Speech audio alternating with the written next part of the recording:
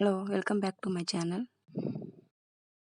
Friends, ಇಲ್ಲಿ ನಾನು simple ಆಗಿ ತರಕಾರಿ ಇಲ್ಲದೆ ಇರೋ ಪಕ್ಷದಲ್ಲಿ ಟಿಫನ್ ಯಾವ ರೀತಿ ತಯಾರು ಮಾಡ್ಕೋಬೇಕು ಎಂಬುದನ್ನು ತೋರಿಸ್ತಾ ಇದ್ದೀನಿ. ಫ್ರೆಂಡ್ಸ್, ಇಲ್ಲಿ 2 ಈರುಳ್ಳಿ, 2 ಟೊಮೊಟೊ ತಗೊಂಡಿದ್ದೀನಿ, ಚಕ್ಕೆ ಲವಂಗ ಒಂದು 3 ತಗೊಂಡಿದ್ದೀನಿ, ಅರಿಶಿಣದ ಪುಡಿ, ಧನಿಯಾ ಪುಡಿ, ಕಲ್ಲುಪ್ಪು, ಅಕ್ಕಿನೆಲ್ಲ ತೊಳೆದು ನೆನೆಸಿಟ್ಕೊಂಡಿದ್ದೀನಿ. ಫ್ರೆಂಡ್ಸ್, ಒಗ್ಗರಣೆಗೆ ಆಯಿಲ್ ಇಟ್ಕೊಂಡಿದ್ದೀನಿ, ಅದು ಚಿಕನ್ ಮಸಾಲ ಪೌಡರ್ ಇಟ್ಕೊಂಡಿದ್ದೀನಿ.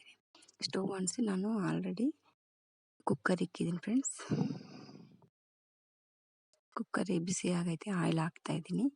ನಮಗೆ ಎಲ್ಲ ಅವೈಲೇಬಲ್ ಇರಲ್ಲ ಮನೆಯಲ್ಲಿ ಒಂದೊಂದು ಟೈಮಲ್ಲಿ. ಆ ಟೈಮಲ್ಲಿ ಮನೆಯಲ್ಲೇ ಟೊಮೊಟೊ, ಅಟ್ಲೀಸ್ಟ್ ಈರುಳ್ಳಿ ಇಷ್ಟು ಮಟ್ಟಿಗೆ ಇರುತ್ತೆ, ಅದರಲ್ಲೇ ನಾವು ಟಿಫನ್ ಮಾಡ್ಕೋಬೋದು. ನೋಡಿ, ಈಸಿಯಾಗಿ ರೈಸ್ ಬಾತ್ ಥರ ಇರುತ್ತೆ. ಇದು ತುಂಬ ಚೆನ್ನಾಗಿರುತ್ತೆ, ಒಮ್ಮೆ ಟ್ರೈ ಮಾಡಿ. ಆಯಿಲ್ ಹಾಕಿ ನಾನು ಸಾಸಿವೆ ಹಾಕಿ ಕರಿಬೇವು ಸೊಪ್ಪು ಹಾಕ್ತಾಯಿದ್ದೀನಿ. ಈಗ ನಾನು ಇದಕ್ಕೆ ಚಕ್ಕೆ ಲವಂಗ ಹಾಕ್ತಾ ಇದ್ದೆ, ಆದರೆ ಚಕ್ಕೆ ಲವಂಗ ಹಾಕಲಿಲ್ಲ. ಯಾಕಂದರೆ ಲಾಸ್ಟ್ ಟೈಮ್ ಹಿಂಗೆ ಎಣ್ಣೆಗೆ ಡೈರೆಕ್ಟ್ ಚಕ್ಕೆ ಲವಂಗ ಹಾಕಿ ಸಿಡಿದು ಮುಖಕ್ಕೆ ಬಂದಿತ್ತು ಲವಂಗ.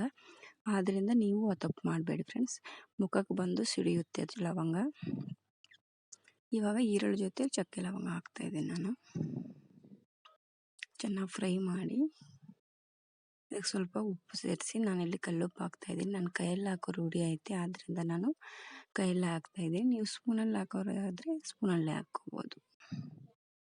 ಒಟ್ಟಿನಲ್ಲಿ ಅಂದಾಜು ಗೊತ್ತಾಗಬೇಕು ನಾವು ಎಷ್ಟು ಹಾಕ್ತಾಯಿದ್ದೀವಿ. ನಾವು ಮಾಡ್ತಾ ಇರೋ ರೆಸಿಪಿಗೆ ತಕ್ಕಂಗೆ ಉಪ್ಪು ಸೇರಿಸ್ಕೋಬೇಕು.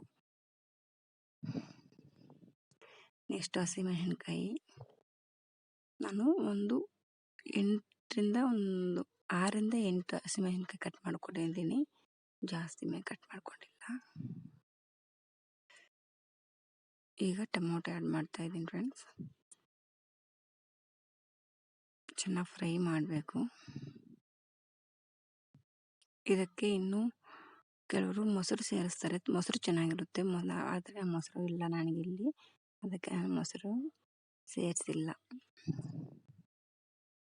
ಇದು ಪಲಾವ್ ಥರನೂ ಅಲ್ಲ, ರೈಸ್ ಬಾತ್ ಥರನೂ ಅಲ್ಲ, ಒಂಥರ ಡಿಫ್ರೆಂಟ್ ಟೇಸ್ಟ್ ಇರುತ್ತೆ, ಟ್ರೈ ಮಾಡಿ. ಅರಿಶಿಣದ ಪುಡಿ, ಧನಿಯಾ ಪೌಡರ್, ಇಲ್ಲಿ ಚಿಕನ್ ಮಸಾಲ, ಅದೊಂಚೂರು ಡಿಫ್ರೆಂಟ್ ಟೇಸ್ಟ್ ಕೊಡುತ್ತೆ, ಮಸಾಲ ಫ್ಲೇವರ್ ಚೆನ್ನಾಗಿರುತ್ತೆ ಅಂತಂದ್ಬಿಟ್ಟು ನಾನು ಚಿಕನ್ ಮಸಾಲ ಒಂದು 1/2 ಸ್ಪೂನ್ ಅಷ್ಟು ಹಾಕಿದ್ದೀನಿ. ನೀವು ಇದಕ್ಕೆ ಗರಂ ಮಸಾಲನೂ ಸೇರಿಸ್ಕೋಬೋದು. ತುಂಬ ಕಲರ್ಫುಲ್ ಆಗಿದೆ. ನಾನು ಇಲ್ಲಿ 2 ಗ್ಲಾಸ್ ಅಕ್ಕಿ ತಗೊಂಡಿದ್ದೀನಿ, ಅದೇ ಮೆಜರ್ಮೆಂಟಲ್ಲಿ 4 ಗ್ಲಾಸ್ ನೀರನ್ನು ಆ್ಯಡ್ ಮಾಡ್ತಾ ಇದ್ದೀನಿ. ನಾವು ಅಕ್ಕಿ ನೆನೆಸೋದ್ರಿಂದ ನಮಗೆ ಅನ್ನ ತುಂಬ ಮೆತ್ತಗಾಗುತ್ತೆ, ಬೇಗನೆ ಬೇಯುತ್ತೆ. ಆದ್ದರಿಂದ ಅಕ್ಕಿನ ತೊಳೆದು ಒಗ್ಗರಣೆಗೆ ಮುಂಚೆನೇ ನೆನೆಸಿಟ್ಕೊಂಡ್ರೆ ನಮ್ಗೆ ಅನ್ನ ತುಂಬ ಚೆನ್ನಾಗಿ ಬರುತ್ತೆ. ಈಗ ನಾನು ಡೈರೆಕ್ಟ್ ಕ್ಯಾಪ್ ಮುಚ್ಚಿ ವಿಸಲ್ ಹಾಕ್ತಾ ಇಲ್ಲ.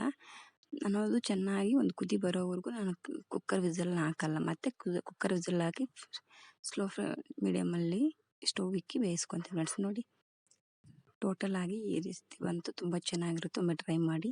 ಈ ರೆಸಿಪಿ ನಿಮ್ಗೆ ಇಷ್ಟ ಆಗಿದ್ದರೆ ಲೈಕ್ ಮಾಡಿ, ಶೇರ್ ಮಾಡಿ ಫ್ರೆಂಡ್ಸ್.